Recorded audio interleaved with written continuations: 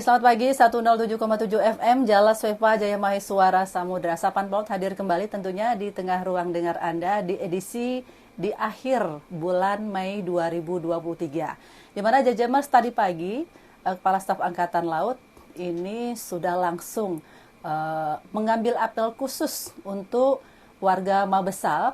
Dan dalam apel khusus ini pun Kepala Staf Angkatan Laut Kasal sudah memberikan reward untuk para atlet yang berprestasi. Tentunya atlet yang berprestasi banyak sekali dan mereka juga mengikuti event-event baik yang nasional maupun internasional, dan itu langsung sudah diberikan rewardnya oleh Kepala Staf Angkatan Laut. Bahkan ada beberapa yang akan dinaikkan pangkatnya satu tingkat lebih tinggi karena prestasi yang luar biasa. Dan tentunya berkaitan dengan prestasi, di mana hari ini pun Iin akan berbincang-bincang dengan salah satu atlet berprestasi kita dari TNI Angkatan Laut, tepatnya dari Korps Marinir. Ini prestasinya di bidang wushu kalau nggak salah. Kita sudah hadir bersama narasumber kita di pagi menjelang siang hari ini. Kita akan sapa dulu. Selamat siang. Selamat siang. Oke. Halo Pak Jajamers. Ya, dan Jajamers, atlet ataupun narasumber kita hari ini yang langsung kita ambil dari lapangan tadi. Tadi sudah selesai melaksanakan apel khusus ya. Kemudian langsung kita giring nih ke radio nih. Nah, kita akan bincang-bincang dengan atlet kita yang satu ini. Mungkin sedikit bisa memperkenalkan diri dulu buat Jajamers kita nih. Silakan. Halo, selamat siang para Jajamers. Mau izin memperkenalkan diri dulu. Nama saya Muklis, pangkat Letnan 1 Marinir, NRP 22993. Sehari-hari saya berdinas di Menkaf 2, Pasmar 2, Mako Kormar. Dan sehari-hari juga saya dilayangin tugas saya sebagai seorang prajurit TNI Angkatan Laut. Saya sebagai pelatih nasional Wushu Indonesia. Ya. Oke, itu tadi ya sedikit perkenalan dengan Letu Marinir Muklis yang berdinas di Menkaf 2 Marinir ya, tepatnya di Surabaya. Jauh-jauh datang dari Surabaya nih, kita tarik ke radio Jala Svepa Jaya Mahe. Nah, kita akan sedikit ataupun bincang-bincang ini sebenarnya Pak Muklis mulai menggeluti wushu ini sejak kapan ya?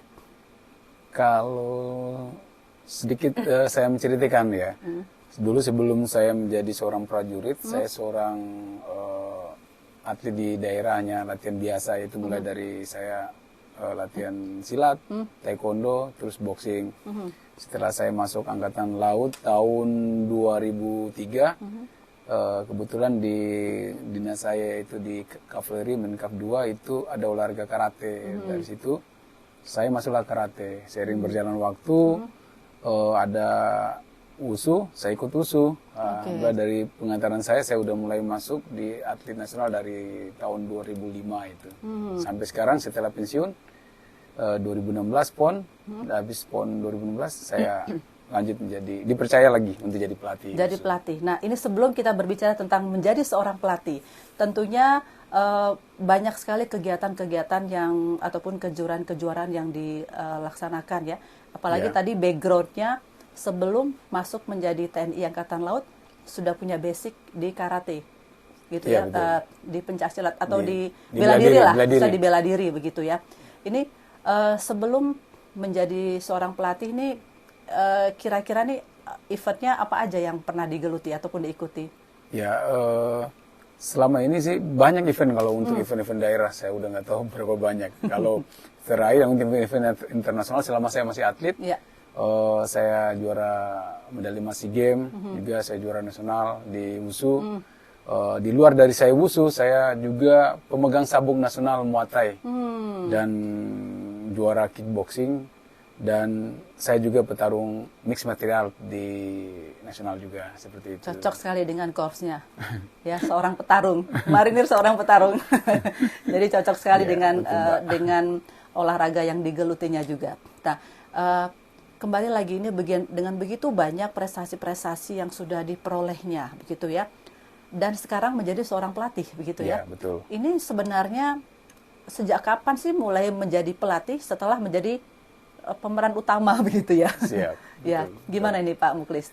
Ya sedikit ya, dari saya masuk atlet itu, saya sangat bersyukur ya di Angkatan Laut, Korps Marinir Angkatan Laut sangat mensupport kita. Jadi di saat kita masuk ada tempat-tempat untuk pembinaan. Kalau yang saya dari bela diri udah ada, kita ke karate, bisa ada ke silat, taekwondo dan sebagainya. Karena support dari Marinir Angkatan Laut, saya bisa berjalan sampai saya bisa berprestasi.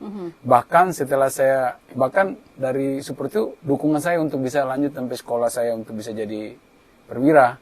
Dari itu setelah saya jadi perwira ternyata masih disupport untuk mengizinkan saya untuk menjadi seorang pelatih. Gitu. Jadi saya setelah pensiun atlet 2016 saya langsung dipanggil dari WUSU untuk pelatih. Kebetulan dari para pimpinan Angkatan Laut dari sini, dari Dan Komar juga mendukung saya, dan 16 sampai sekarang saya bisa membawa untuk ke SEA Games kemarin. Jadi menjadi seorang pelatih itu kira-kira ada sekolahnya nggak tuh? Kalau atau ada kursusnya atau bagaimana ini? Kalau di pelatih itu ada dua ya, ada pelatih fisik, ada pelatih teknik. Oke. Nah, semuanya pasti harus ada tingkatan yang harus dilalui. Kayak pelatih fisik dia itu harus untuk punya pendidikan tentang ilmu olahraga. Jadi mungkin kayak dia harus belajar kuliah tentang ilmu olahraga. Kalau saya di pelatih teknik, selain saya juga mantan atlet, saya juga mengikuti beberapa penataran pelatih yang untuk memperdalam ilmu pelatihan saya, seperti itu. Ya, jadi memang salah satu persyaratan menjadi pelatih adalah sudah khatam menjadi seorang pemain, begitu ya? Betul, Mbak. Nah, jadi karena sudah tahu lika-liku seperti apa, triknya seperti apa, kemudian naik tingkat menjadi seorang pelatih, begitu ya. Betul. Nah, tentunya menjadi seorang pelatih ini, bagaimana cara menjaga disiplin para atlet? Kan pasti atletnya banyak nih. Betul. Nah, ini bagaimana cara membuat mereka agar disiplin, biar mempunyai fisik yang bagus, yang prima, yang oke? Bagaimana nih Pak Mukhlis? Kalau saya kebetulan saya seorang prajurit, jadi udah dididik untuk disiplin. Jadi gimana saya membawa itu ke lingkungan saya di tempat latihan. Jadi mulai dari mereka tidur malam harus jam berapa, bangun pagi, harus cek apa yang dimakan, dan juga kita bahkan latihan seperti apa. Jadi kadang-kadang kita kasih semangat seperti itu. Jadi bisa yel-yel pun kita untuk memacu semangatnya dia biar dia semakin disiplin. Iya. Itu jadi ilmu yang saya dapat di Angkatan Laut, saya terapkan tentang disiplin, saya terapkan di tempat lingkungan saya di WUSU seperti itu. Oke. Jadi mulai dari mereka bangun tidur sampai mereka tidur kembali, semua sudah diatur. Ya, Semua betul. sudah diatur. Ya, Mulai betul. dari jam-jamnya sampai dengan makanannya, sampai dengan gizinya pun ini semua sudah diatur untuk menjadi seorang atlet ya. Sehingga mereka benar-benar sudah siap untuk menjadi atlet nasional bahkan internasional, begitu Betul, ya. betul. Baik Jajamar 107,7 FM, nanti akan kita sambung kembali bincang-bincang kita bersama Letu Marinir Mukhlis tentunya. Dan yang pastinya untuk tayangan ini nanti Anda bisa melihat di YouTube JJM Radio ataupun di Instagram radio di @jjmradio, atau Anda juga bisa mendengarkan lewat streaming di www.tnial.mil.id. Jangan kemana-mana, setelah ini akan kita sambung kembali bincang-bincang kita bersama Letu Marinir Mukhlis.